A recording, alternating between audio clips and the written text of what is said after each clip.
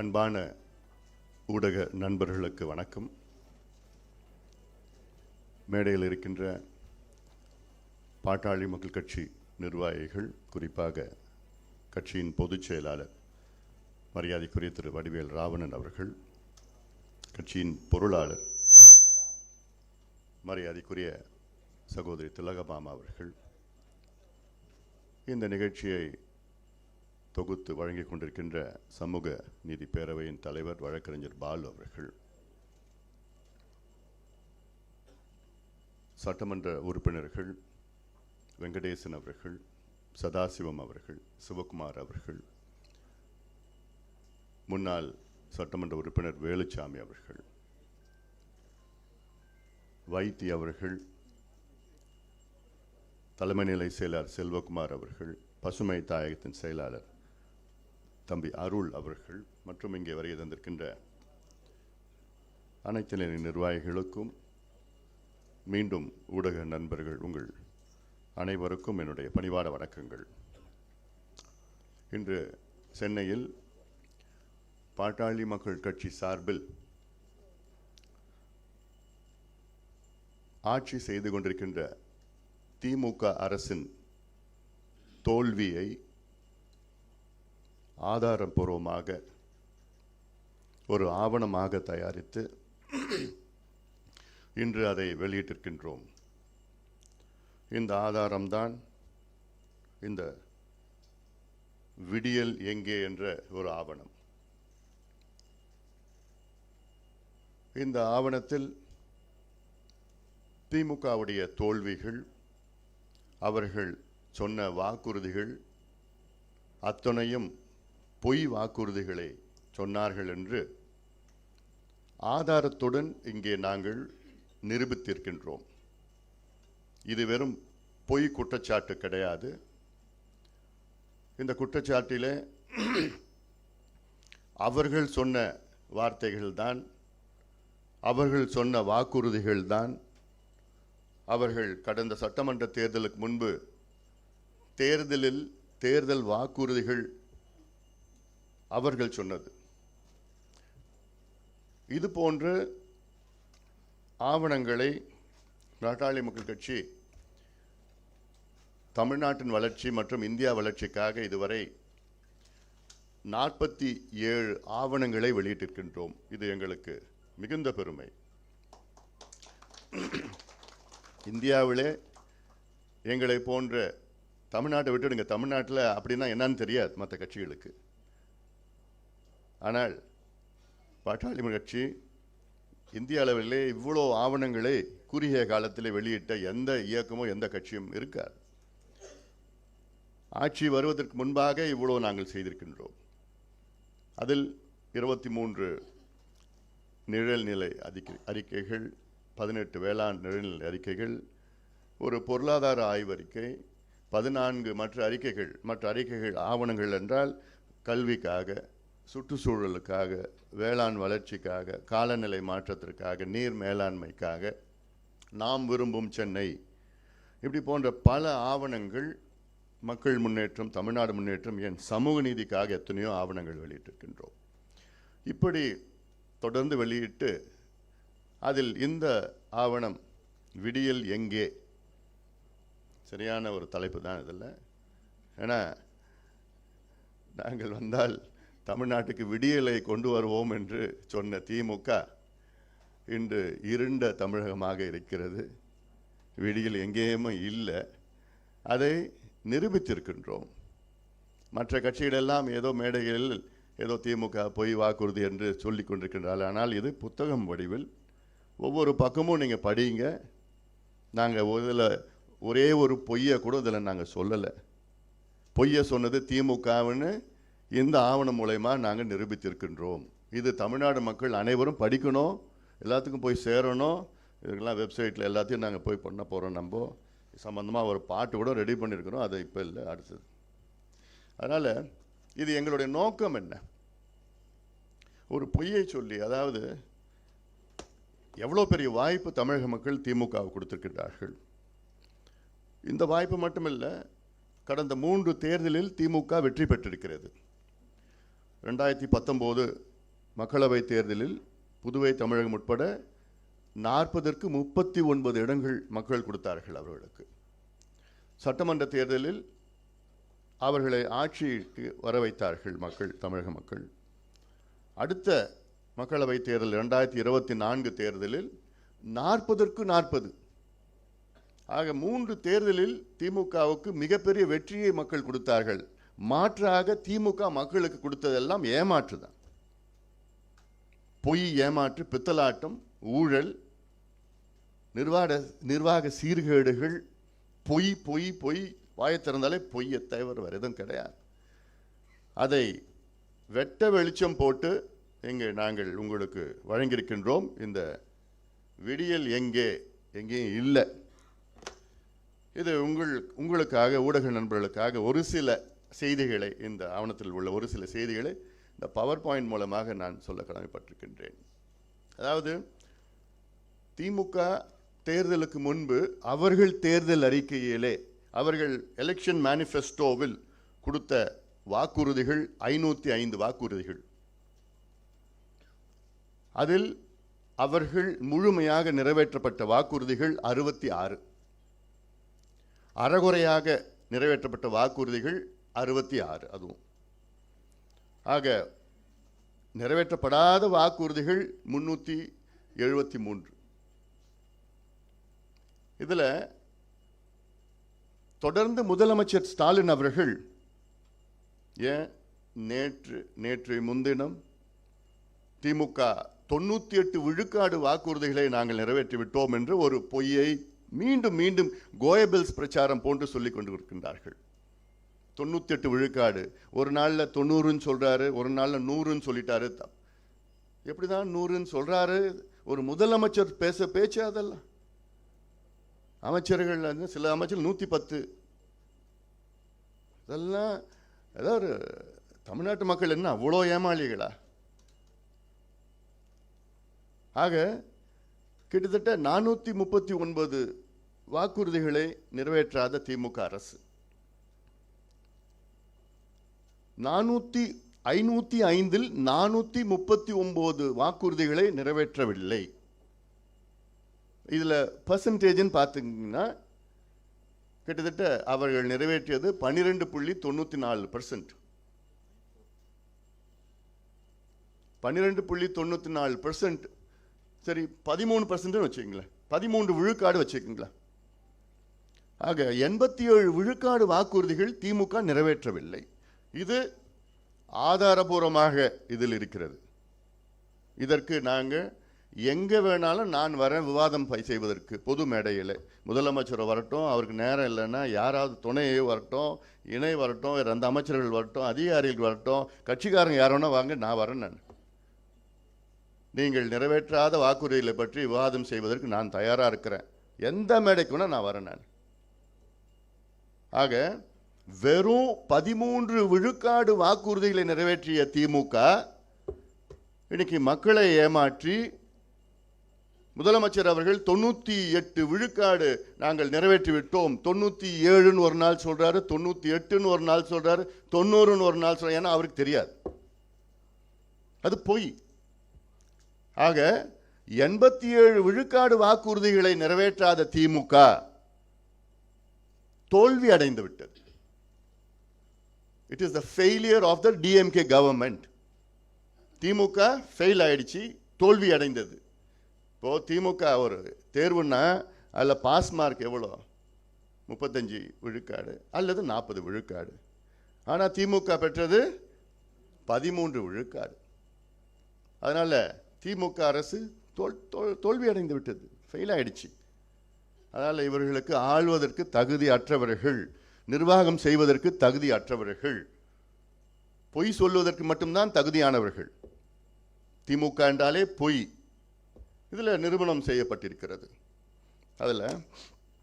இதில் நான் ஒரு சில வாக்குறுதிகளை நான் சொல்ல, எல்லாத்தையும் என்ன நேரம் இல்லை, எல்லாத்தையும் நான் சொல்ல. நான் ஏன்னா உங்களுக்கு புத்தகம் கொடுத்துட்டேன் நான் அதில்.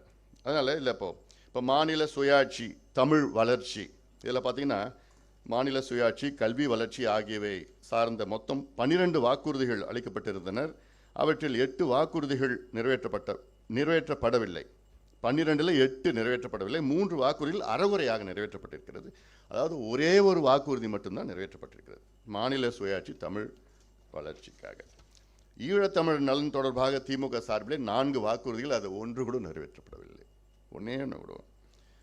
நிர்வாக சீர்திருத்தம் மற்றும் சேவை உரிமை சட்டம் இல்லை. அதில் நிர்வாக சீர்திருத்தம் தொடர்பாக மொத்தம் 9 வாக்குறுதிகள் அளிக்கப்பட்டிருந்தனர். அவற்றில் 8 வாக்குறுதிகள் நிறைவேற்றப்படவில்லை. ஒரே ஒரு வாக்குறுதி அறகுறையாக.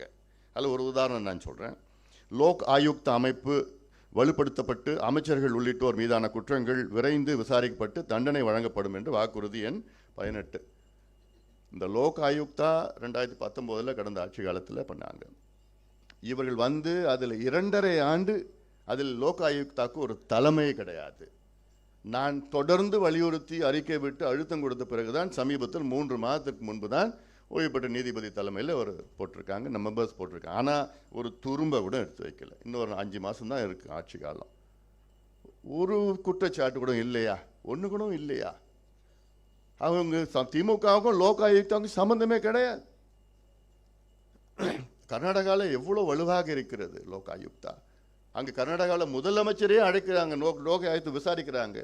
ஆனால் இங்கே ஏன்னா இவங்களுக்கு அதெல்லாம் வேண்டியது கிடையாது. ஆனால் வெறும் பேப்பரில் மட்டும் தேர்தல் அறிக்கையில் மக்களை ஏமாற்றுவதற்கு நாங்கள் உங்களுக்கெல்லாம் இதெல்லாம் செய்கிறோம். சேவை உரிமை சட்டம் நிறைவேற்றப்பட்டு செயல்படுத்தப்படும் வாக்குறுதி எண் 19. எவ்வளோ ஒரு மோசடி இதெல்லாம்.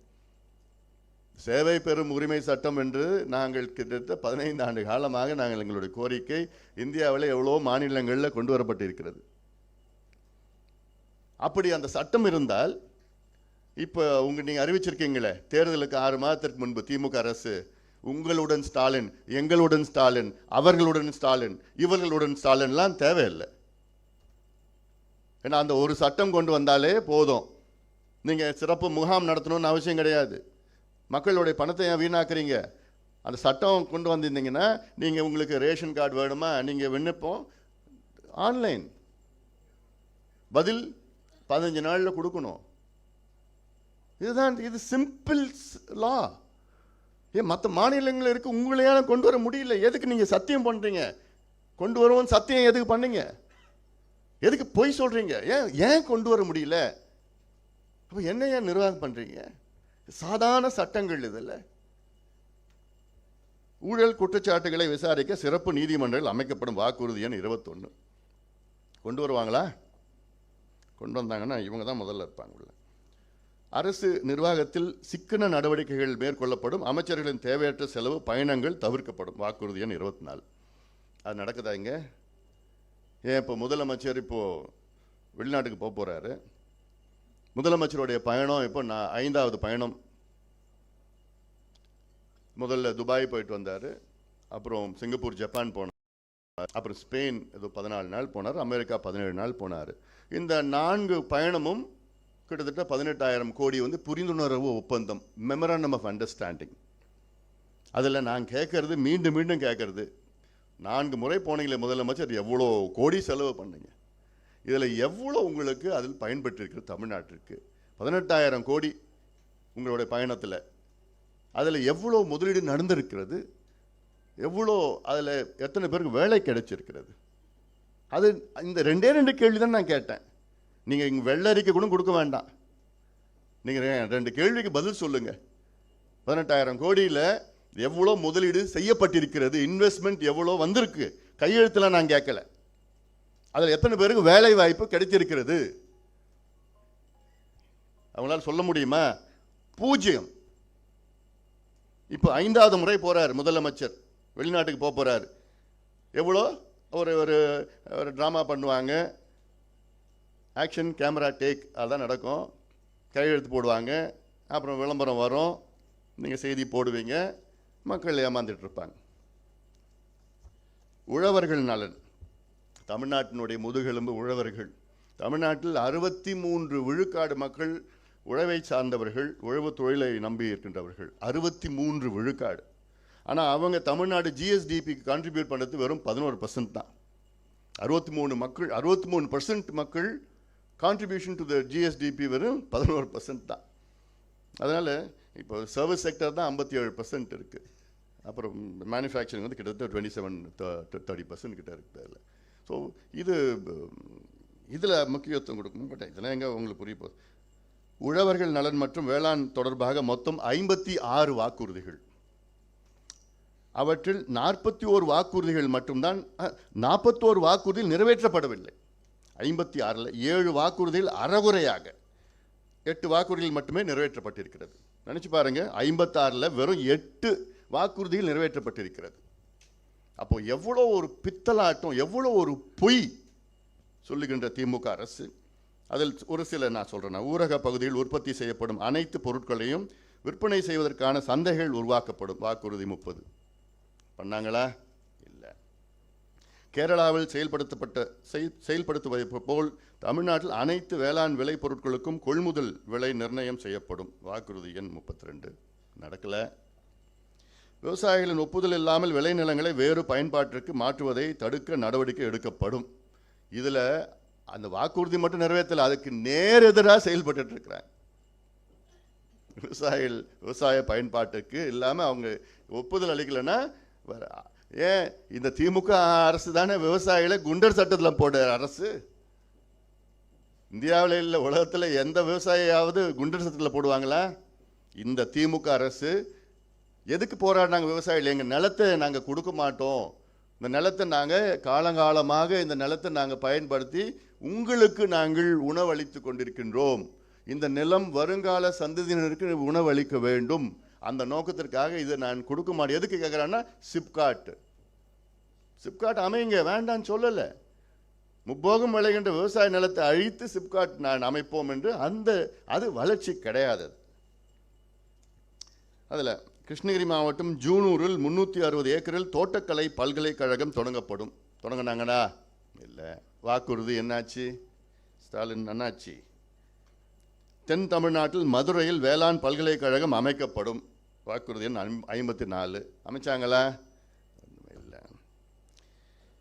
நியாய விலை கடைகளில் நாட்டு சர்க்கரை, வெல்லம் ஆகியவற்றை விநியோக நடவடிக்கை எடுக்கப்படும். தமிழ்நாட்டில் அனைத்து வகை விதை நெல்களுக்கு மொத்தம் 1,05,000 டன் 1,05,000 டன் அளவுக்கு கிலோவுக்கு 10 ரூபாய் வீதம் உழவர்களுக்கு மானியம் வழங்கப்படும். இது முக்கியமானது. 1,00,000 டன் நெல் விதைக்கு ஒரு கிலோவுக்கு 10 ரூபாய் மானியம். அது அடிப்படை. இந்த அடிப்படை கூட செய்ய தவறிய திமுக. நீர்ப்பாசன திட்டங்கள், இது இவ்வளோ பெரிய மோசடி. ஒரு மாநிலம் வளர வேண்டும் என்றால் அதற்கு முக்கியமானது நீர்ப்பாசன திட்டங்கள். இப்போ இருக்கிற காலநிலை மாற்றம், பருவநிலை மாற்றம் பிரச்சனைகள்லாம் பார்த்தீங்கன்னா வரும். இப்போ ஏதோ மழை பெஞ்சிட்டு இருக்குது, எல்லாம் இருக்குது. ஆனால் போக போக இன்னும் நின்றுடோன்னு சொல்லிட்டு இருக்காங்க காலநிலை நிபுணர்கள், கிளைமேட் எக்ஸ்பர்ட்ஸ். நீர் மேலாண்மை துறை தொடர்பாக 29 வாக்குறுதிகள் அளிக்கப்பட்டிருந்தன. அவற்றில் 23 வாக்குறுதிகள் நிறைவேற்றப்படவில்லை. 4 வாக்குறுதிகள் அறகுறையாக, 2 வாக்குறுதிகள் மட்டுமே. 29ல் வெறும் 2 வாக்குறுதிகள் நிறைவேற்றப்பட்டிருக்கிறது. எவ்வளோ மோசம்.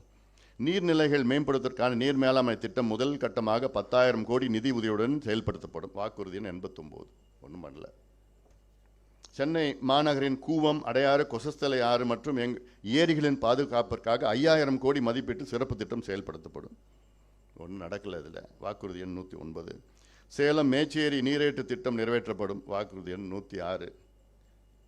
வந்துச்சுங்களா? இல்லை, அதான் எம்எல்ஏ உட்கார்ந்துருக்கிறார். நொய்யலாறு சீர்படுத்தப்பட்டு பவானி, நொய்யலாறு, அமராவதி ஆறு இணைப்பு திட்டம் செயல்படுத்தப்படும். அந்த நொய்யலாறு, அமராவதி ஆறு, பவானி ஆறு அது என்னன்னு கூட தெரியாது. அதில் எவ்வளோ தண்ணி போகுது, எவ்வளோ சாக்கடை போகுது, எவ்வளோ கழிவு இருக்குது, எப்போ தண்ணி வருது, அது என்னன்னு கூட திமுகவுக்கு தெரியாது, முதலமைச்சருக்கு தெரியாது. இவங்க வாக்குறுதி கொடுக்குறாங்க. வெக்கக்கேடு அதெல்லாம். கோயம்புத்தூர் போய் பாருங்கள், அங்கே நொய்யலாறு கோயம்புத்தூரில் போய் சாக்கடையாக இருக்குது, கூவத்தோடு மோசமாக இருக்குது அங்கே நொய்யலாறு. எங்கேருந்து வருது அது? வெள்ளையங்கிரி மலையிலேருந்து எவ்வளோ அந்த நொய்யலாறு அந்த தண்ணி எவ்வளோ இருக்குது, சிறுவாணி தண்ணி அதெல்லாம் சேர்ந்து வருது. அது இதை பற்றி பேசுவதற்கும் திமுகவுக்கு தகுதி கிடையாது. எல்லாம் இவங்க வந்து வாக்குறுதி கொடுக்குறாங்க. கிருஷ்ணகிரி மாவட்டம் படைதள ஏரி, இப்போ நான் போனேன், நான் என்னோட நடைப்பயணத்தில் போய் பார்த்தேன். எண்ணெய்கோல் புதூர் படைதள திட்டம்.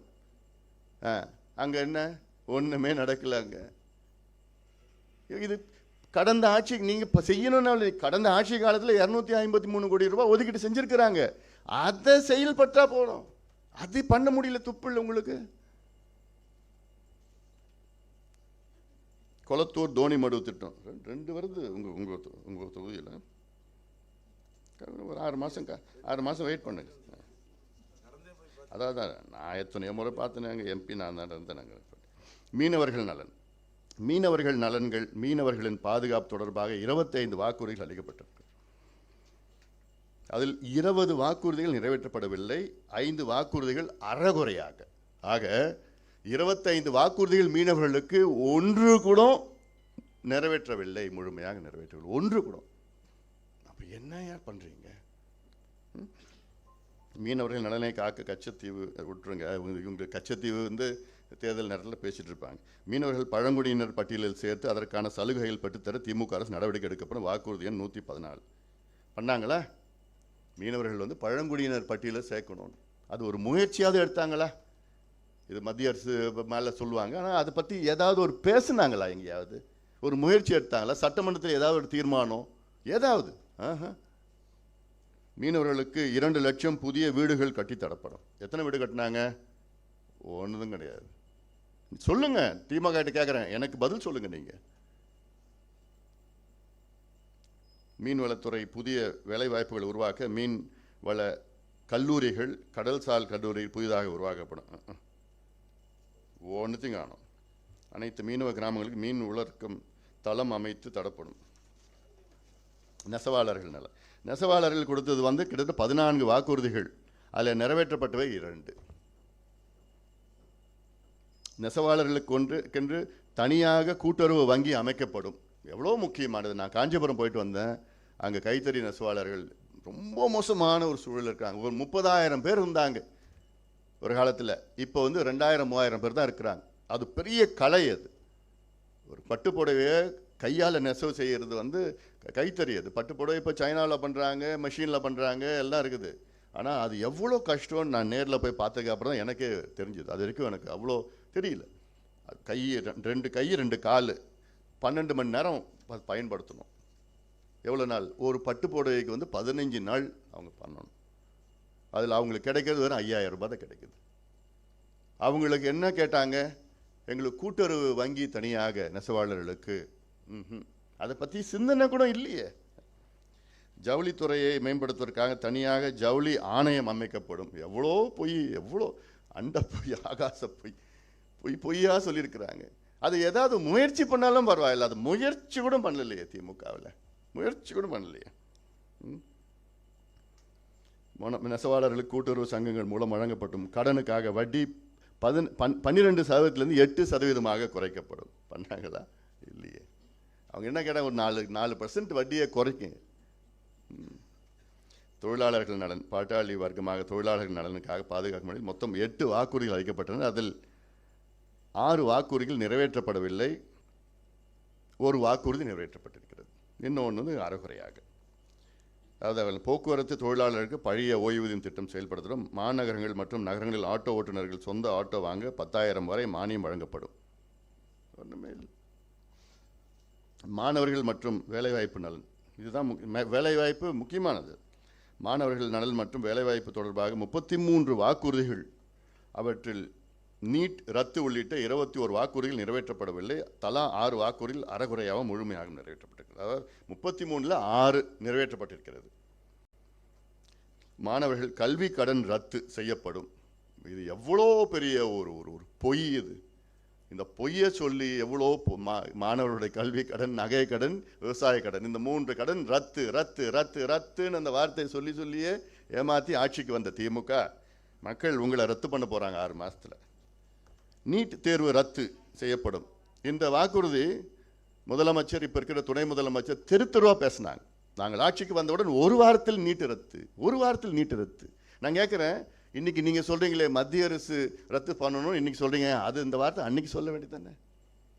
நீங்கள் எப்படி நீங்கள் ரத்து பண்ணுவீங்க? நீங்கள் சொன்னீங்க, நாங்கள் மத்திய அரசு எதிர்த்து நாங்கள் போராட்டம் பண்ணி அழுத்தம் கொடுத்து ரத்து செய்ய முயற்சி செய்வோம்னு நீங்கள் சொல்லியிருக்கணும்.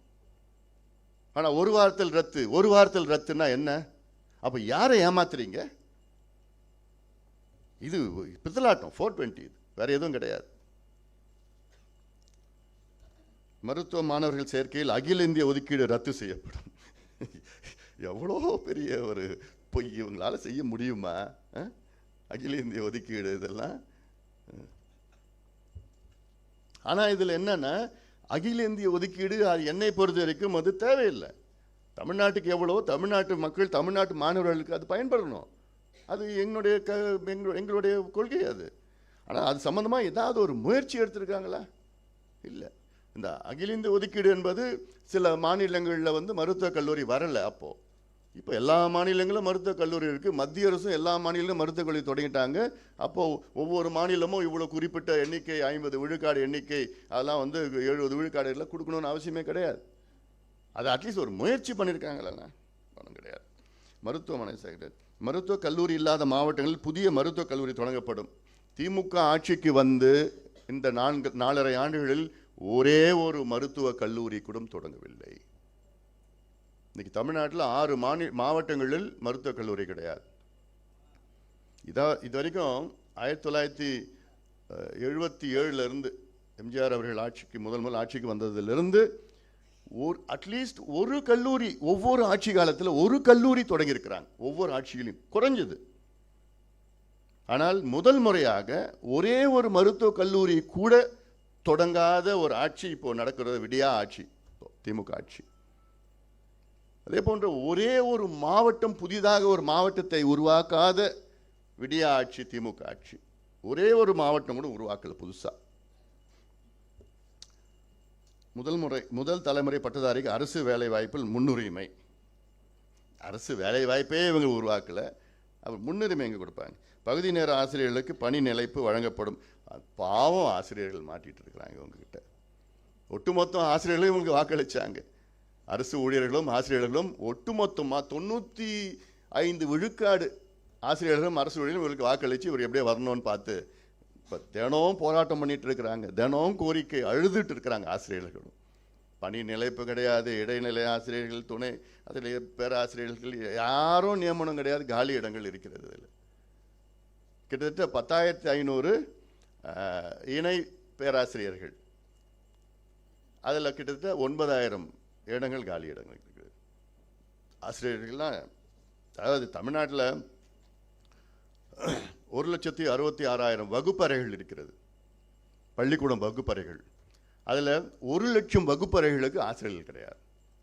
வெறும் 66,000 வகுப்பறைகளுக்கு தான் ஆசிரியர்கள் இருக்குது.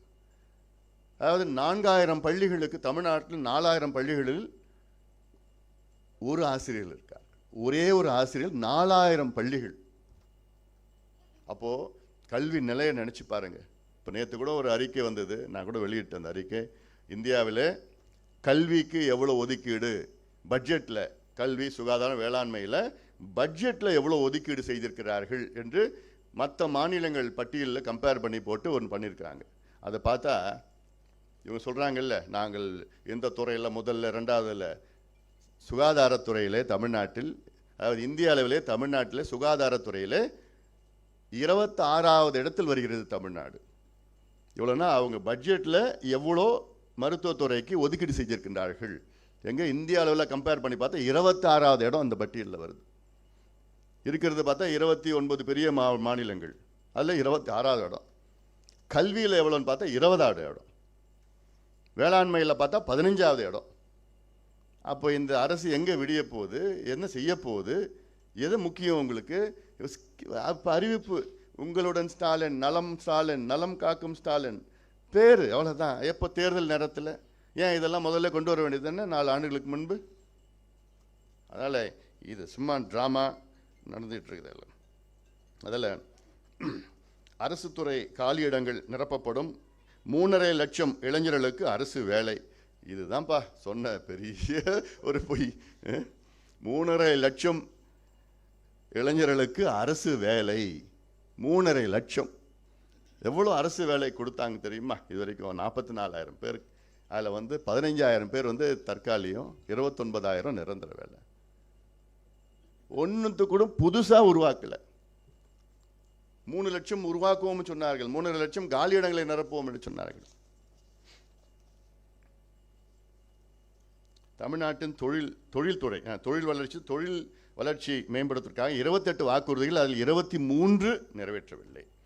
2 வாக்குறுதியில் மட்டும்தான் முழுமையாக நிறைவேற்றிருக்கின்றார்கள். 28 மீதி அறகுறையாக. தமிழகத்தில் அமைத்துள்ள தொழில் நிறுவனங்களில் 75 விழுக்காடு வேலை வாய்ப்புகளை தமிழர்களுக்கே வழங்கப்படும் சட்டம் இயற்றப்படும். என் வாக்குறுதி 196. இது எவ்வளோ பெரிய ஒரு மோசடி! இது ஆந்திராவில் இருக்குது, கர்நாடகாவில் இருக்குது. நீங்கள் ஆந்திராவில் நீங்கள் ஸ்ரீ சிட்டி போங்க, அங்கே ஸ்ரீ சிட்டியில் அங்கே யார் முதல்ல வேலை எடுக்கிறாங்க? அங்கே இருக்கிற ஆந்திராவை சார்ந்தவர்கள். கர்நாடகாவை நீங்கள் போனீங்கன்னா அங்கே யார் அங்கே வேலை எடுக்கிறாங்கன்னா கர்நாடகாவை சார்ந்தவர்கள். அங்கே கர்நாடகானா அந்த பகுதியில் இருக்கிறவர்கள். ஆனால் இவர்கள் தொடர்ந்து நாங்கள் ஆட்சிக்கு வந்தவுடன் இது எவ்வளோ முக்கியமான ஒரு சட்டம், இது முக்கியமான சட்டம். தமிழ்நாட்டில் 1,30,00,000 படித்த இளைஞர்கள் வேலை இல்லாமல் இருக்கிறார்கள். 1,30,00,000 பேர். ஒரு காலத்தில் 78 லட்சம் பேர் எம்ப்ளாய்மெண்ட் எக்ஸ்சேஞ்சில் பதிவு பண்ணாங்க. இப்போ அது எம்ப்ளாய்மெண்ட் எக்ஸ்சேஞ்ச் பற்றி மறந்துட்டாங்க. இப்போ 34 லட்சம் தான் இருக்கிறாங்க. அவங்களுக்கு அதை பற்றி மனசு விட்டுட்டாங்க. வேஸ்ட். அது ரினியூவும் பண்ணல. அதில் ஒன்றும் ஆக போகிறது கிடையாது. அதில் 3 துறை மட்டும்தான், காவல்துறை, ஆசிரியர்கள், அது இன்னொரு துறை இருக்குது. 3 துறை மட்டும் தான் ரினியூ பண்ணிட்டு இருக்காங்க. ஏதோ அவங்களுக்கு ஒரு கற்பனையில் இருக்கிறாங்க கிடைக்கும்னு. இவங்ககிட்ட ஒன்றும் கிடைக்க போகிறது கிடையாது. அப்போது இந்த சட்டத்தை கொண்டு வந்தாலே 75% தொழிற்சாலைகள் வேலை வாய்ப்பு உள்ளூர் இளைஞர்கள் கொடுக்கணும்னு ஒரு சட்டம் கொண்டு வந்தாலே எத்தனை லட்சக்கணக்கான இளைஞர்கள் வேலை கிடைக்கும். ஹொசூரில் டாடா கம்பெனிக்கு நிலம் கொடுத்தோம். தமிழ்நாடு அரசு கொடுத்தது 1000 ரூபாய், 1000 ஏக்கர் 2000 ஏக்கர் கொடுத்தது. அதில் மொத்தம் வேலை செய்கிறவங்க 15,000 பேர். அதில் தமிழ்நாட்டை சார்ந்தவர்கள் எத்தனை பேர்? 2200 பேர் வேலை செய்கிறாங்க.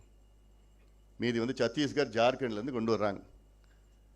நம்ம நிலம் கொடுக்குறோம், இடம் கொடுக்குறோம், மானியத்தில் கரண்ட் கொடுக்குறோம், இன்ஃப்ராஸ்ட்ரக்சர் ரோடு போடுறோம், எல்லாம் பண்ணுறோம். ஆனால் வேலை மட்டும் சத்தீஸ்கர், ஜார்க்கண்ட். இந்த சட்டம் வந்ததுன்னா அதெல்லாம் பண்ண முடியாது. அதே போன்று வேலையில்லா பட்டதாரிகள் புதிய தொழில் தொடங்க ஆண்டிற்கு 25,000 பேருக்கு தலா 20 லட்சம் குறைந்த வட்டி கடன் வழங்கப்படும். ஒருத்தருக்கு கொடுத்தீங்களா நீங்க? ஒரே ஒருத்தர் கொடுத்தீங்களா நீங்க? என்னையா பொய் சொல்றீங்க? யாரை ஏமாத்துறீங்க? திண்டுக்கல், வேலூர், சென்னை ஆகிய மாவட்டங்களில் தோல் பொருள் பூங்கா அமைக்கப்படும். 10 லட்சம் மக்களின் வாழ்வாதாரமாக திகழும் பட்டாசு தொழில் பாதுகாக்கப்படும். இங்கே பொருளாளர் இருக்காங்க, அவங்க வராங்க, அங்கேருந்து அந்த ஊர்லேருந்து வராங்க. என்னத்தை பாதுகாத்தாங்க? பட்டாசு தொழிற்சாலைகள். அப்பப்போ பாவம் அவங்க இறந்துட்டு அவங்களுக்கு சரியான முறையில் அது ஒன்று தொழிலாளர்கள் பாதிப்பு. அடுத்தது தொழில் நிறுவனங்கள் அவங்களுக்கு ஒன்றுமே கிடையாது. சைனாவிலேருந்து எடுத்து இறக்குமதி பண்ணிகிட்டு இருக்கானுங்களே. 12ஆம் வகுப்பு மற்றும் தொழில் கல்வி படித்த இளைஞர்கள் 15 பேர் இணைந்து இளைஞர் சுய முன்னேற்ற குழுக்கள் அமைத்து தொழில் தொடங்க முன்வந்தால் அவர்களுக்கு 25 விழுக்காடு மானியம், 65 விழுக்காடு வங்கிக் கடனாக வழங்கப்படும். இதில் யாராவது ஒருத்தருக்கு பண்ணீங்களா? ஒரே ஒரு ஆள் காமிங்க. அடுத்தது மின் கட்டணம் குறைக்கப்படும். இது வாக்குறுதி. குறைச்சாங்களா? இந்த 4 ஆண்டில் 4 முறை ஏற்றிட்டாங்க மின் கட்டணத்தை. மின்துறை சார்ந்த மொத்தம் 14 வாக்குறுதிகள் அளிக்கப்பட்டன. அவற்றில் ஒரே ஒரு வாக்குறுதி மட்டும்தான் நிறைவேற்றப்பட்டிருக்கு. 14ல் 1 மட்டும்தான். போர்க்கால அடிப்படையிலே மின் உற்பத்தியை பெருக்கி தடையற்ற மின்சாரம் வழங்க நடவடிக்கை எடுக்கப்படும். இப்போ என்ன நான் சொன்னேன்ல, கல்வியில் 20வது இடம் இந்தியா லெவலில் முதலீடு பட்ஜெட்டில், சுகாதாரத்தில் 26வது இடம், வேளாண் துறையில் 15வது இடம். இதில் எதில் தெரியுமா முன்னேற்றில் இருக்குது? மின்துறையில். ஏன் தெரியுமா இருக்குது? தனியார் கிட்டேருந்து மின்சாரம் வாங்கணும், அதில் அதிகமாக கமிஷன் வரும், லஞ்சம் வரும். அதுக்காகத்தான் மின்சாரத்துறையில் அதிக பட்ஜெட்டில் அவங்களுக்கு ஒதுக்கீடு கொடுத்துருக்காங்க. அரசு மின் உற்பத்தி செஞ்சால் 3 ரூபாய் 3.5 ரூபாய் 3 to 3.5 rupees per யூனிட். ஆனால் தனியார் துறையிலேருந்து இவங்க வாங்கிறது 8 ரூபாய் 9, அதிகபட்சம் 15 ரூபாய் ஒரு யூனிட் வாங்குறாங்க அதிகபட்சம். அப்போது அரசு உற்பத்தியிலேருந்து கிட்டத்தட்ட 3 மடங்கு அதிகமாக விலை கொடுத்து வாங்குறாங்க. அதில் தான் அதிகமாக லஞ்சம் வருது. அதனால தான் இவங்க தமிழக அரசு மின்சாரம் உற்பத்தி செய்ய, அதாவது அது மறுக்கிறார்கள். தயங்குறாங்கன்னு சொல்ல மாட்டேன் நான். இது வரைக்கும் திமுக அதாவது நிலுவையில் இருக்கிறது 10,000 மெகாவாட் மின் உற்பத்தி வந்து தமிழ்நாட்டில் நிலுவையில் இருக்கு, தமிழ்நாடு அரசு செய்ய வேண்டியது. ஆனால் இப்போ இவங்க ஆட்சிக்கு வந்து ஒன்றுத்து மட்டும் ஆரம்பித்தாங்க. அதில் வந்து கிட்டத்தட்ட ஒரு 300-400 மெகாவாட் தான் உற்பத்தி. அவங்க சொன்னது வந்து 800 மெகாவாட்னு சொன்னாங்க. அப்புறம் முக்கியமானது இது, மாதம் ஒரு முறை மின் கட்டணத்தை கணக்கிடும் முறை கொண்டு வரப்படும். இதனால் நுகர்வோருக்கு ஆண்டிற்கு 6000 ரூபாய் வரை மிச்சமாகும். எவ்வளோ பெரிய ஒரு மோசடி! இந்த வாக்குறுதி மோசடி வாக்குறுதின்னு சொல்லுவேன். சாதாரணமாக செஞ்சுட்டு போயிருக்கலாமே. நீங்கள் 4.5 ஆண்டு காலமாக முதலமைச்சர் ஸ்டாலின் அவர்கள் என்ன செஞ்சீங்க? நீங்கள் கொடுத்த வாக்குறுதி இது. எத்தனையோ கோரிக்கை வச்சுட்டு இருக்கிறோமே, எத்தனையோ முறை நாங்கள் கேட்டோமே, சண்டை போட்டுமே, அழுத்தம் கொடுத்துமே, சட்டமன்றத்தில் எங்கள் சட்டமன்ற உறுப்பினர் எத்தனையோ முறை பேசினாங்களே. ஏன் மாதம் மாதம் மின் கணக்கெடுப்பு நடத்த என்ன பிரச்சனை உங்களுக்கு கேட்டால், நாங்கள் ஸ்மார்ட் மீட்டர் அது வந்தால் நாங்கள் பண்ணுவோம். இதெல்லாம் ஒரு காரணமாயா? ஸ்மார்ட் மீட்டர் எப்போ வரும்னா, அது அவங்க சரியாக கொடுக்கல, எங்களுக்கு கொடுத்தா எங்களுக்கு வந்துடும். இதுக்கு இன்னொரு ரீடெண்டர் இப்போ பண்ணியிருக்கிறாங்க. இப்போ அதுக்கு மானிய விலை உளுந்து இல்லை. இது இன்னும் இப்போ இன்னும் சொன்னாலே இன்னும் இவ்வளோ சொல்லிட்டு போகலாம். சுற்றுலா மேம்பாடு தொடர்பாக அளிக்கப்பட்ட 2 வாக்குறுதிகள் நிறைவேற்றப்படவில்லை. பெண்கள் பாதுகாப்பு, பெண்கள் முன்னேற்றம் தொடர்பாக 22 வாக்குறுதிகள் அளிக்கப்பட்டனர். அதில் 14 வாக்குறுதிகள் நிறைவேற்றப்படவில்லை. தலா 4 வாக்குறுதிகள் அறகுறையாகவும் முழுமையாக நிறைவேற்றப்பட்டது. அதாவது 22ல் வெறும் 4 வாக்குறுதிகள் நிறைவேற்றப்பட்டிருக்கிறது. 35 வயதிற்கு மேற்பட்ட கணவரால் கைவிடப்பட்ட பெண்கள் மற்றும் கைப்பெண்களுக்கு கல்வி தகுதியின் அடிப்படையில் அரசு மற்றும் அரசு நிறுவனங்களில் வேலை வழங்கப்படும். எத்தனை பேருக்கு பண்ணியிருக்கிறாங்க? 0. கருவுற்ற பெண்களுக்கு மாதம் 3000 வீதம் 8 மாதத்திற்கு மொத்தம் 24,000 ரூபாய் வழங்கப்படும். கொடுத்தாங்களா? இல்லை. 5 வகையான திருமண நிதி உதவி திட்டங்கள் வழங்கப்படும். உதவி தொகை 30,000 உயர்த்தப்படுவதுடன் 8 கிராம் தங்கமும் வழங்கப்படும். வாக்குறுதி எண் 255, 56, 57, 58, 59. வறுமை கோட்டு கீழ் வாழும் குடும்பங்கள் சேர்ந்த 1 லட்சம் கிராமப்புற பெண்களுக்கு கால்நடை வளர்ப்பு, மீன்பிடித்தல், மண்பானை செய்தல் போன்ற விவசாயம் சார்ந்த சிறு தொழில் செய்ய 50,000 ரூபாய் வட்டியில்லா கடன் வழங்கப்படும். வாக்குறுதி எண் 261. இல்லை. அப்போது திமுக அரசு நான் தொடர்ந்து பெண்களுக்கு எதிரான ஒரு அரசுன்னு சொல்லிட்டு வரேன். ஏன்னா பெண்களுக்கு பாதுகாப்பு இல்லை. தமிழ்நாட்டின் 4 வயது பெண்களிலிருந்து 80 வயது பாட்டி வரைக்கும் பாதுகாப்பு இல்லை. அது பாதுகாப்பு ஒரு பக்கம் இருக்கட்டும். ஆனால் நீங்கள் பெண்களுக்கு என்ன செஞ்சீங்க? நீங்கள் அவங்க வளர்ச்சிக்கு என்ன? நீங்கள் இப்போ 1000 ரூபாய் கொடுத்தா அது வந்து அது எல்லாம் முடிஞ்சு போச்சு, உங்கள் வேலை முடிஞ்சு போச்சு. உரிமை தொகை, அது பேர் உரிமை தொகை. பெண்களுக்கு தமிழ்நாட்டில் உரிமை இல்லை. அதில் 1000 ரூபாய் கொடுத்து அந்த உரிமையை மீட்டெடுக்கிறாங்களாம்மா இவங்க. எவ்வளோ மோசடி, எவ்வளோ மோசடி இது. சமூக நீதிக்கும் திமுகவுக்கும் எள்ளளவும் சம்பந்தம் கிடையாது. சமூக நீதி பற்றி திமுகவுக்கு பேசுவதற்கு கூட தகுதி கிடையாது. சமூக நீதினா தந்தை பெரியார் பேரையோ அண்ணா பேரையோ இப்போ இருக்கிற அரசு கலைஞர் பேர் கூட சொல்றதுக்கு தகுதி கிடையாது. ஏன்னா இவர்கள் எல்லாம் சமூக நீதிக்கு அவர்களுக்காக அடையாளம் கொடுத்தார்கள். ஆனால் இப்போ இவங்களுக்கு ஸ்டாலின் அவர்களுக்கும் சமூக நீதிக்கும் சம்பந்தமே கிடையாது. அவருக்கு பேசக்கூட கூடாது. சமூக நீதி நிலை நிறுத்துவதற்காக 21 வாக்குறுதிகள் அளிக்கப்பட்டனர். அவர்கள் வந்து 3 வாக்குறுதிகள் மட்டும் நிறைவேற்றப்பட்டது.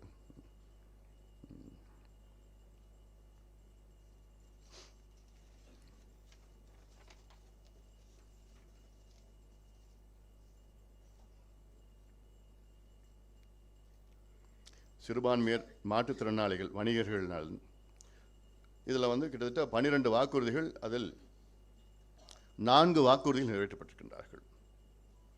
வணிகர்கள் நலன் சார்ந்த மொத்தம் 10 வாக்குறுதிகள் அளிக்கப்பட்டன. அவற்றில் 7 வாக்குறுதி நிறைவேற்றப்படவில்லை. கந்துவட்டி கொடுமையிலிருந்து ஏழை சிறு வணிகர்களை காக்க 15,000 வட்டியில்லா கடன் வழங்கப்படும். மாநகராட்சிகள், நகராட்சிகள் சொந்தமான கடைகள் வாடகை உயர்வு ரத்து செய்யப்படும். புதிய வாடகை நிர்ணயிக்கப்படும். ஒன்றும் கிடையாது. மதுரை, தூத்துக்குடி, திருப்பூர், ஈரோடு ஆகிய நகரங்களில் வர்த்தக மேம்பாட்டை உறுதி செய்ய வர்த்தக மையங்கள் அமைக்கப்படும். அரசு ஊழியர்கள் நலன், இதுதான் ஒட்டுமொத்தமாக கடந்த சட்டமன்ற தேர்தல் முன்பு அரசு ஊழியர்களும் ஆசிரியர்களும் வரைஞ்சி கட்டிக்கிட்டு திமுகவை ஆதரவு செய்து அவர்களுக்கு வாக்களித்து பிரச்சாரம் செய்தார்கள். அவங்க என்ன கேட்டாங்க? உங்ககிட்ட பழைய ஓய்வூதியம் கொடுங்கன்னு கேட்டாங்க. இது கொடுக்கறது உங்களுக்கு என்ன பிரச்சனை? அப்போ எதுக்கு நீங்கள் வாக்குறுதி கொடுத்தீங்க? 4.5 ஆண்டுகள் 50 மாதங்கள் ஆகிவிட்டன. இன்னும் 4 மாதம் தான் இருக்கு. 50 மாதங்களில் உங்களால் ஏன் செய்ய முடியல? அப்போ எதுக்கு வாக்குறுதி எதுக்கு கொடுத்தீங்க? இந்தியாவில் 7 மாநிலங்களில் பழைய ஓய்வூதியம் இன்று கொடுக்கப்பட்டிருக்கிறது. மேற்கு வங்கம், கர்நாடகா, இமாச்சல் பிரதேஷ், பஞ்சாப், ராஜஸ்தான், இது போன்ற ஜார்க்கண்ட், இது போன்ற 7 மாநிலங்களில் இன்னைக்கு பழைய ஓய்வூதியம் கொடுக்கப்பட்டிருக்கிறது. உங்களால் ஏன் கொடுக்க முடியல? அப்புறம் எதுக்கு வாக்குறுதி கொடுத்தீங்க? அதற்கு முதல்ல கடந்த ஆட்சி ஜெயலலிதா அம்மையார் அவர்கள் ஆட்சி காலத்தில் சாந்தா ஷீலா நாயர் தலைமையில் ஒரு குழு அமைச்சாங்க. இந்த குழு ஒன்றுமே பண்ணல. அதுக்கப்புறம் எடப்பாடி பழனிசாமி அவர்கள் தலைமையில் ஸ்ரீதரன் குழு ஒன்று அமைச்சு அவர் பரிந்துரை கொடுத்தாங்க. அந்த பரிந்துரை என்ன பண்ணாங்க? இவங்க தூக்கி போட்டாங்க, கிடப்பில் போட்டாங்க. இப்போ ககன்தீப் சிங் பேடி அவர் தலைமையில் ஒரு குழு கிட்டத்தட்ட ஒரு 6-7 மாதத்துக்கு முன்பு அமைச்சாங்க. அது குழு ஒன்றுமே செய்யலைன்னு கிட்டத்தட்ட நான் ஒரு 10-15 நாளுக்கு முன்னாடி தான் நான் ஒரு 2வது அறிக்கை கொடுத்தேன். அழுத்தம் கொடுத்த உடனே பிறகு அப்புறம் 12ஆம் தேதியிலேருந்து கருத்து கேட்குற கூட்டம் நடத்தும். இதில் என்ன கருத்து கேட்குறது? கொடுக்குறது பழைய ஓய்வூதியம் கேட்குறாங்க, கொடுத்துட்டு போ. 2003 முடியும். அது எத்தனை பேர் இருக்கிறாங்க? 1,98,000 இப்போ தான் இருக்கிறாங்க. அதில் அவங்களுக்கு கொடுக்குறது உங்களுக்கு என்ன பிரச்சனை இருக்குது? அதில் இது பெரிய ஒரு மோசடி. இப்போ என்ன பண்ணுவாங்க? அந்த குழுவுக்கு இன்னும் ஒரு 6 மாதம் கால அவகாசம் கொடுப்பாங்க. திமுக எதுவும் செய்யக்கூடாதுன்னா உடனே குழு அமைச்சு விட்டுருவாங்க. 8,000 அடிப்படை ஊதியத்தில் நியமனம் செய்யப்பட்ட இடைநிலை ஆசிரியர்களுக்கு சம வேலை வாய்ப்பு, சம ஊதியம் வழங்கப்படும். பாவம் தான் சொல்கிறேன். இந்த ஆசிரியர்கள் அவதிப்பட்டு கொண்டிருக்கின்றார்கள். பாவமாக இருக்குது அவங்க நிலைமை. எனக்கு ஒரு நாளைக்கு எத்தனை லெட்டர், இமெயில், நேரடியாக பார்க்குறாங்க, நேரடியாக சொல்கிறாங்க, எங்கள் வாழ்க்கையே போயிடுச்சு, இதுக்கு மேலே எங்கள் எக்ஸாம் எழுத முடியாது, படிக்க முடியாது, எங்களுக்கெல்லாம் வயசாயிடுச்சு. எல்லாமே பகுதி நேரம். 10,000, 15,000, 20,000. அவங்களெல்லாம் வர வேண்டிய சம்பளமே 70,000, 80,000 சம்பளம். அவ்வளோதான் வச்சுட்ருக்காங்க. வாழ்க்கையே முடிஞ்சு போச்சு. மூத்த குடிமக்கள், குழந்தைகள், திருநங்கைகள் நலன், அதில் 16 வாக்குறுதி, 13 நிறைவேற்றப்படவில்லை. அதில் நிறைவேற்றப்பட்டது ஒன்று தான். பத்திரிகையாளர் நலன், உங்களுடைய நலன். பத்திரிகையாளர் நலனுக்காக திமுக சார்பில் அளிக்கப்பட்டிருந்த 6 வாக்குறுதிகளில் உயிரிழக்கும் பத்திரிகையாளர் குடும்ப நிதி 5 லட்சமாக உயர்த்தப்படும், பத்திரிகையாளர் மீது தொடரப்பட்ட அவதூறு வழக்கில் திரும்பப்படும். இது 2 தான். 6ல் 2 தான் நிறைவேற்றிருக்கிறாங்க. மீது 4. பத்திரிகையாளருக்கு ஊதிய குழு பரிந்துரைகள் நிறைவேற்றப்படும், குடியிருப்பு மனைகள் வழங்கப்படும் என்பது 4 வாக்குறுதி நிறைவேற்றப்படவில்லை. நம்பிட்டு இருக்காதுங்க இன்னுங்க அவங்கள. நீங்கள் தான் அதிகமாக சொல்ல முடியல என்னால். இந்த வார்த்தையை தவிர்த்திடலாம். மருத்துவத்துறை, மருத்துவ சேவை, மருத்துவ கல்வி ஆகியவற்றை 18 வாக்குறுதிகள், அதில் 15 ஸ்வாஹா. நிறைவேற்றப்படாத முக்கிய வாக்குறுதிகள் கோவை, நெல்லை, திருச்சி மற்றும் கிருஷ்ணகிரியில் மாநில அரசு நிதியிலிருந்து புதிய உயர் சிறப்பு மருத்துவமனைகள் 3 ஆண்டுகளில் கட்டப்படும். ஒன்று கூட கிடையாது. 108 ஆம்புலன்ஸ் திட்டத்தை கீழ் இயங்கி வரும் ஆம்புலன்ஸ் வாகனங்கள் எண்ணிக்கை முதல் கட்டமாக 2000 உயர்த்தப்படும். ஏதாவது ஒன்று உயர்த்தினாங்களா? மாவட்ட நெடுஞ்சாலையில் 50 கிலோமீட்டர் தொலைவுக்கு 1 வீதம் அவசர சிகிச்சை மருத்துவமனை அமைக்கப்படும்.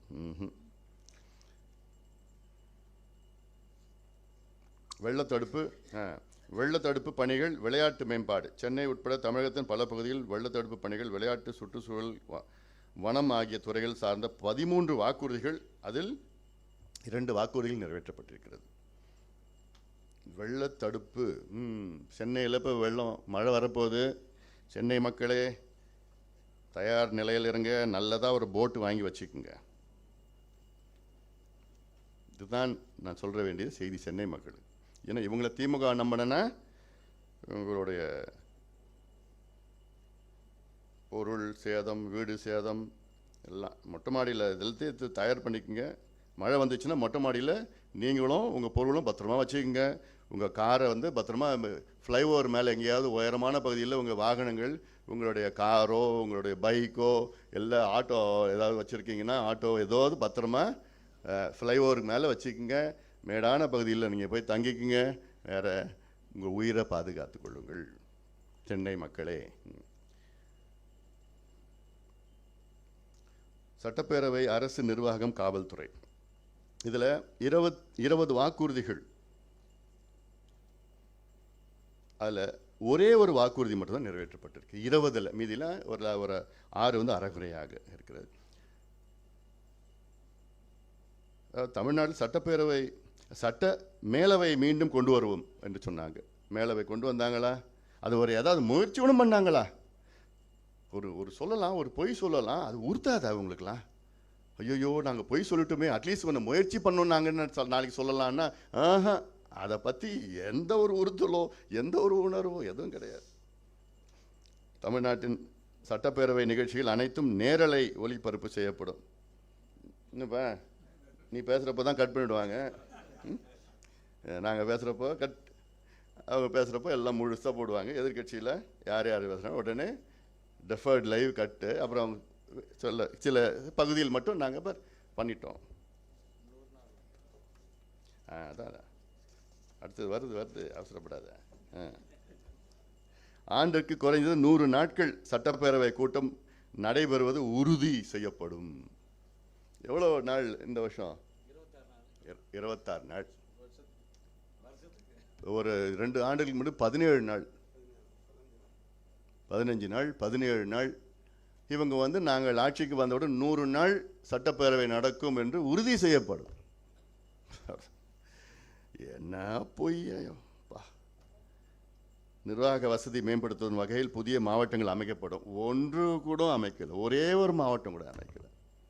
எவ்வளோ அமைக்கணும்? திருவண்ணாமலை மாவட்டம் 2ஆக அமைக்க வேண்டும். கடலூர் மாவட்டம் இருக்குது, திண்டுக்கல் மாவட்டம் எவ்வளோ பெரிய மாவட்டம் இருக்குது. சேலம் மாவட்டத்தை பிரிக்கணும், தஞ்சாவூர் மாவட்டத்தை பிரிக்கணும், மதுரையை பிரிங்க. நிர்வாக சீர் இன்னைக்கு 38 மாவட்டங்கள் இருக்கிறது. அதாவது என்ன கணக்கில்னா கிட்டத்தட்ட 12 லட்சம் மக்கள் தொகை இருக்கின்ற ஒரு மாவட்டம். அப்படி ஒரு மாவட்டத்துக்கு 12 லட்சம் பேர் இருக்கணும். அதான் உங்களுக்கு சீர்திருத்த நிர்வாகம். திருவண்ணாமலை ஏன் பிரிக்க மாட்டாங்க? அங்கே ஒரு குறுநில மன்னர் இருக்கார் திருவண்ணாமலையில், ஏவாவேலுன்னு. அவர் பிரித்தானா அவருடைய ராஜாங்கம் போயிடும். பின்னையா அதெல்லாம்?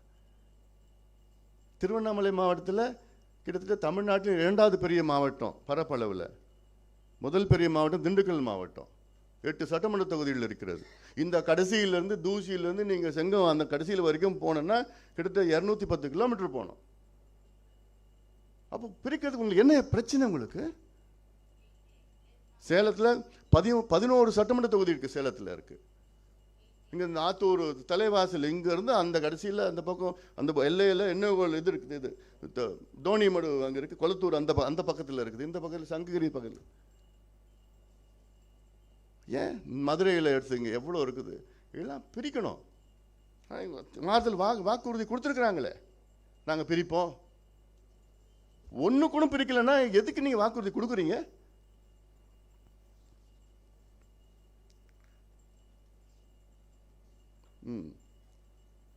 குடிநீர் திட்டங்கள் தொடர்பாக அளிக்கப்பட்ட 4 வாக்குறுதிகள் நிறைவேற்றப்படவில்லை.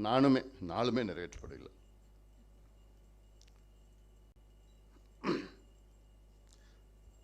அப்புறம் இந்து சமய அறநிலைத்துறையின் சார்பில் அளிக்கப்பட்ட 17 வாக்குறுதிகள் 11 வாக்குறுதிகள் நிறைவேற்றப்படவில்லை. கிராம கோவில் பூசாரிகளுக்கு மாதம் 2000 ஊதியம் வழங்கப்படும். ஓய்வூதியம் 4000 உயர்த்தப்படும். கோவில்களில் தமிழில் அர்ச்சனை செய்யும் திட்டம் விரிவுபடுத்தப்படும். அனைத்து சாதி அர்ச்சகர்கள் திட்டத்தில் பயிற்சி பெற்ற 205 பேருக்கு அர்ச்சக பணி வழங்கப்படும். பேருந்து கட்டணம் குறைப்பு இல்லை. அதாவது நெடுஞ்சாலைத்துறை, போக்குவரத்து துறை தொடர்பாக தொடர்வண்டித்துறை, விமான நிலையங்கள் போன்ற சார்ந்து 27 வாக்குறுதி அளிக்கப்பட்டு அவற்றில் 24 வாக்குறுதிகள் நிறைவேற்றப்படவில்லை. அதாவது அரசு போக்குவரத்து கழகங்கள் லாபத்தில் இயங்க 2018ஆம் ஆண்டு அரசுக்கு திமுக அளித்த பரிந்துரைகள் செயல்படுத்தப்படும். அதாவது அப்போ அதிமுக ஆட்சி காலத்தில் 2010 திமுக வந்து அரசுக்கு பரிந்துரை செய்யறாங்களாம். இல்ல மோசடியாச்சு இது.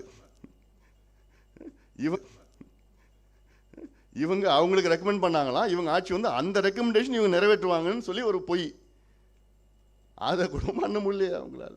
அப்போ எதுக்கே நீங்கள் ஆட்சி நடத்துறீங்க? வீட்டுக்கு போங்க. வெக்க கேடுதெல்லாம்.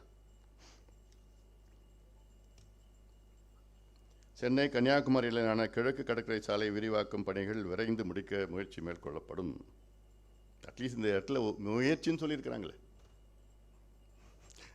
முடிச்சிடுவோம், பதிஞ்சு செஞ்சுடுவோம்னு சொல்லிட்டு. திருவான்மியூரிலிருந்து மாமல்லபுரம் வரை பறக்கும் ரயில் பாதை அமைக்கப்படும். ஒரு பேனா தான். பேனாவுக்கு காட்டுற அக்கறை பப்ளிக்கு காட்ட மாட்டீங்களே, பொதுமக்களுக்கு காட்ட மாட்டீங்களே. மெரினா பீச்சில் ஒரு பேனா அமைக்கணும்னா எவ்வளோ பரபரப்பாக சட்டத்தையும் அங்கே அனுமதியும் டெல்லிக்கு போடுறீங்க, எங்கே ஓடுறீங்க, கோர்ட்டுக்கு ஓடுறீங்க. இதை கட்டுமானங்கள் அடிப்படை வசதிகள் பண்ணுறதுக்கு அதுக்கு அந்த ஆர்வம் நிதி இல்லைன்னு சொல்லிட்டு இருக்கீங்க. எண்ணூரிலிருந்து சென்னை சென்ட்ரல் வரையிலும் தீவுத்திடலிலிருந்து மாமல்லபுரம் வரையிலும் பக்கிங்ஹாம் கால்வாய் சீரமைக்கப்பட்டு படகு போக்குவரத்து தொடங்கப்படும். இருக்கிற நிலத்தை பிடுங்கிட்டு எடுத்துகிட்டு போயிட்டு இருக்காங்க. அதை பிடுங்காமலே இருந்தாலே போதும். எங்கெங்கே நிலம் இருக்குது, காலி இருக்குது, அதை பிடுங்கிறதுல தான் இருக்காங்க தவிர இவங்க போட்டு விட போகிறாங்க. ஆமாம், பக்கிங்ஹாம் கால்வாய் இல்லையா, சென்னை கொளத்தூர் தொகுதியிலையும் அண்ணா நகர் தொகுதியிலையும் போட் ரெடி பண்ணி வைங்க. இந்த மழை வருது. ஏன்னா கொளத்தூர் தொகுதியில் கொஞ்சம் நல்ல ஸ்பீட் போட்டாக இருக்கலாம். ஏன்னா MCM தொகுதி அது. மற்ற தொகுதியில் சாதாரண போட்டு எங்கே கிடைக்குங்க போட்டு? கேரளாவில் தான் கிடைக்குமா போட்டு, நல்ல போட்டு?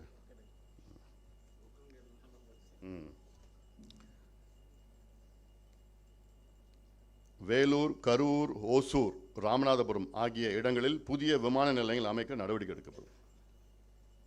வந்துருச்சா?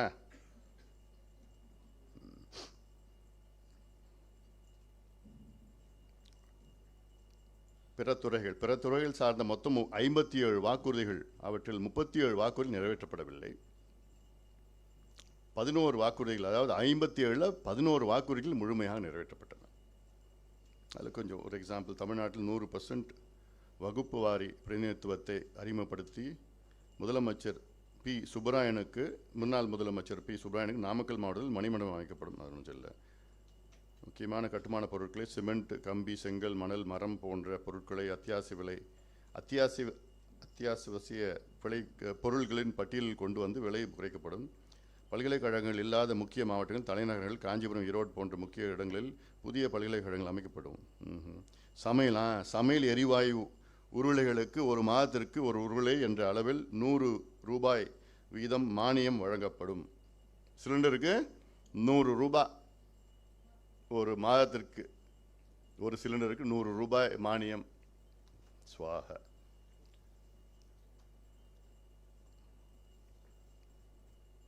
இதை தவிர 10 ஆண்டுகள் தொலைநோக்கு திட்டங்களில் 7 உறுதிமொழிகளை திருச்சியில் நடைபெற்ற திமுக மாநாடு திமுக தலைவர் ஸ்டாலின் அளித்தார். அவை அனைத்தும் 10 ஆண்டுகள் திட்டங்கள் என்பதால் அவை நிறைவேற்றப்பட்டிருக்கின்றார்களா என்பதை இப்போது கூற முடியாது. அது இல்லை, இப்பயே நான் சொல்லியிருந்த பதிலுக்கு. அதே நேரத்தில் திமுக ஆட்சி பொறுப்பேற்று முழுமையாக 50 மாதங்கள் முடிவந்த நிலையில் பொருளாதாரம், வேளாண்மை, நீர்வளம், கல்வி மற்றும் சுகாதார, நகர்ப்புற மேலாண்மை, ஊரக கட்டமைப்பு, சமூக நீதி சார்ந்த 7 உறுதிமொழிகளில் சொல்லிக்கொண்டு எந்த முன்னேற்றமும் கிடையாது. ஆக இது நான் சும்மா ஒரு பேசிக், நான் சொன்னதெல்லாம் பேசிக்ஸ் தான்.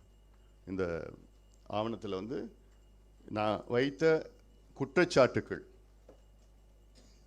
நீங்கள் என்ன குற்றச்சாட்டுகள்னா, திமுக அரசு ஆட்சி வருவதற்கு முன்பு பொய் சொல்லி ஆட்சிக்கு வந்தீர்கள். இந்த பொய்யை வெளிப்படுத்தியிருக்கின்றோம். 50 மாதங்கள் உங்கள் ஆட்சி முடிந்துவிட்டது, இன்னும் 4 மாதங்கள் தான் இருக்கிறது. 50 மாதங்களில் உங்களால் வெறும் 13 விழுக்காடு உங்களுடைய வாக்குறுதிகளை தான் நீங்கள் நிறைவேற்றியிருக்கிறீர்கள். இன்னும் துல்லியமாக சொல்லணும்னா 12.96 விழுக்காடு வாக்குறுதிகள், அவ்வளோதான் நீங்கள் நிறைவேற்றியிருக்கிறீங்க. ஆனால் இதுக்கு பிறகு எங்கேயாவது நீங்கள் 90, 98, 99 நாங்கள் நிறைவேற்றிட்டோம்னு தயவு செய்து சொல்லாதீங்க முதலமைச்சர் ஸ்டாலின் அவர்களே. பொய் சொல்லாதீங்க முதலமைச்சர் அவர்களே. ஒரு முதலமைச்சர் என்பது முக்கியமான ஒரு பொறுப்பு, எவ்வளோ ஒரு உயர்வான ஒரு பதவி அது. அதில் அந்த பதவியில் வச்சுக்கிட்டு நீங்கள் பொய் சொல்லிட்டு இருக்கிறீங்க. அதனால தான் இந்த ஆவணம், இதை நாங்கள் உங்களுக்கு வெளியிட்டிருக்கின்றோம். இதை நீங்கள் ஊடக நண்பர்கள் உங்களுடைய கவனத்திற்கு, நீங்கள் கேட்காத கேள்விகளை நான் கேட்குறேன்.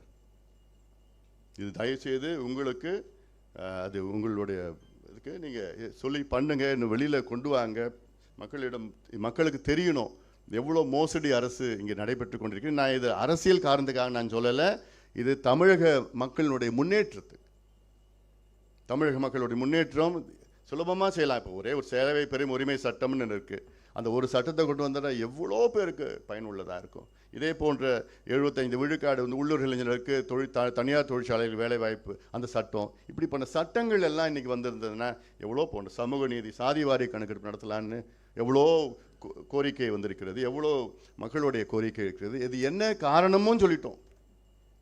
தமிழ்நாட்டில் ஏன் சாதிவாரி கணக்கெடுப்பு நடத்த வேண்டும், கர்நாடகாவில் எப்படி நடத்தினாங்க, தெலுங்கானா எப்படி நடத்தி முடிச்சிருக்கிறாங்க, கர்நாடகாவில் 2வது முறை நடத்தி முடிக்கப்பட்டிருக்கிறது. ஆனால் நம்ம முதலமைச்சர் எங்களுக்கு அதிகாரம் இல்லை என்று சட்டமன்றத்திற்கு உள்ளேயும் வெளியிலையும் ஒரு பொய் சொல்லுகின்ற முதலமைச்சர். இதே சட்டம் தான் இந்தியன் ஸ்டாட்டிஸ்டிக்கல் ஆக்ட் 2008 படி கர்நாடகா, ஆந்திரா, தெலுங்கானா, ஒரிசா, பீகார் கர்நாடகாவில் கடந்த ஆண்டு பரிந்துரை செய்தார்கள். கடந்த ஆகஸ்ட் மாதம் என்னன்னா, அங்கே இருக்கிற பட்டியலின மக்களுக்கு உள் ஒதுக்கீடு தனித்தனியாக கொடுக்கணும்னு சொல்லிட்டு ஒரு கோரிக்கை வந்தவுடன் அங்கே ஒரு ஆணையம் அமைத்தார்கள்.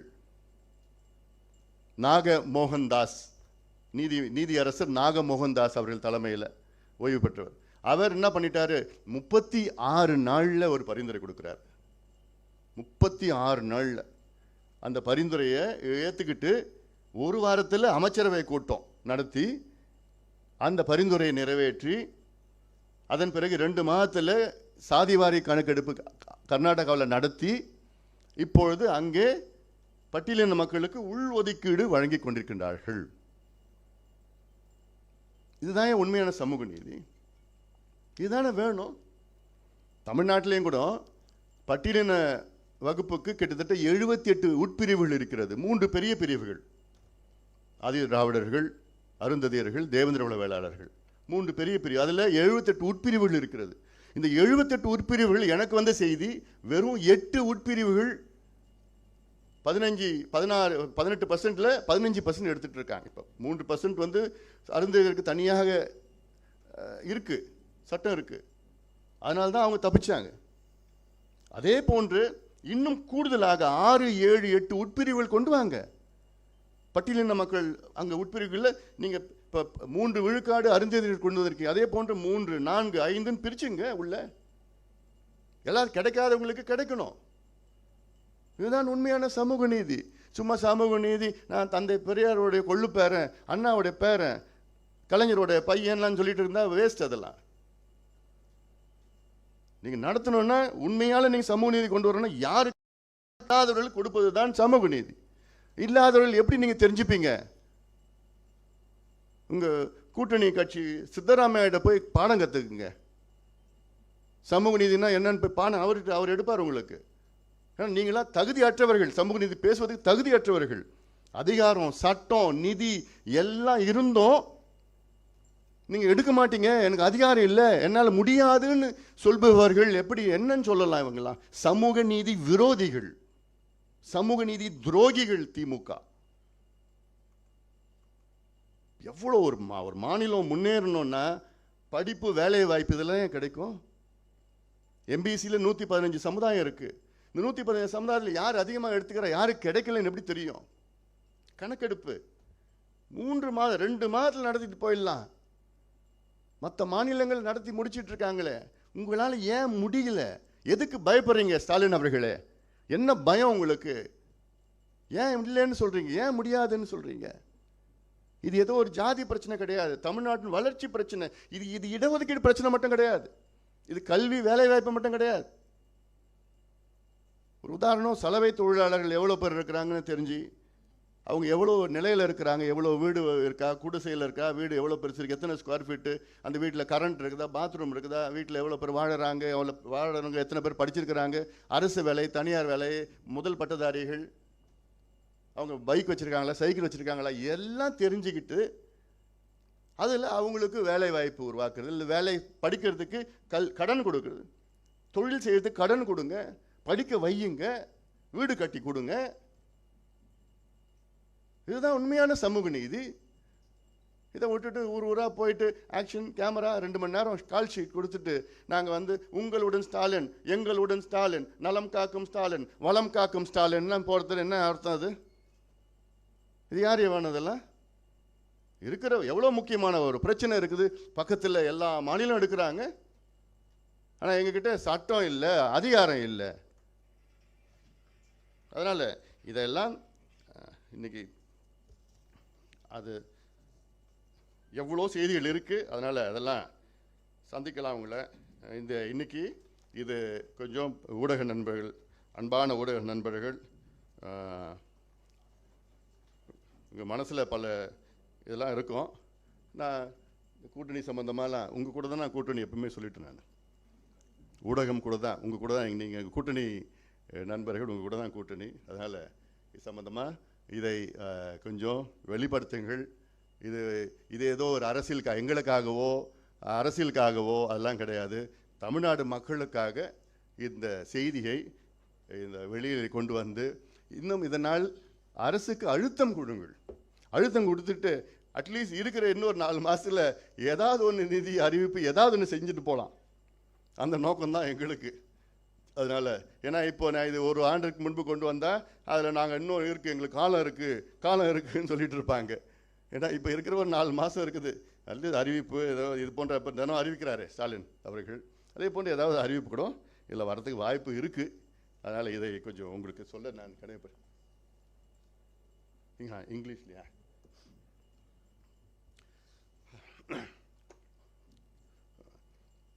Today we have launched a document called Vidiyal Enge. Where is the light? And this document is evidence-based, where the DMK government, before coming to power, had given 505 promises in their election manifesto, saying that when we come to power, we will fulfill all of these promises. And unfortunately, after 50 months of their rule, they have fulfilled only 12.94% of their promises. They have promised 505 promises, out of which they have fulfilled only 66 of them, and another 66 partly. So totally out of 505 promises, they have fulfilled only 439, which comes to 12.94% or 13%. So DMK government has failed miserably in its promises, in its administration. A pass mark for a state is 35 or 40% in an exam. DMK government has got only 13%. It is not my allegation, it is the allegation in this document, which is evidence-based. And our Chief Minister, Mr. Stalin, has been repeatedly saying that they have fulfilled 98% of their promises, election promises. It is shameful that a Chief Minister can blatantly lie to the people of Tamil Nadu repeatedly, even though Tamil people had given them mandates, huge mandates, in the last 3 elections. Namely, in 2019, Tamil Nadu and Pondicherry gave DMK and his allies 39 MPs out of 40. And in 2021, brought DMK government to power. In 2024, they gave them 40 out of 40. 100% they gave them mandate. With these 3 huge mandates, and they have nearly about 11 out of 18 Rajya Sabha MPs. What more do they want? They have their mandate, they have their MLAs, they have their power, they have their rule, they have their MPs in both the houses.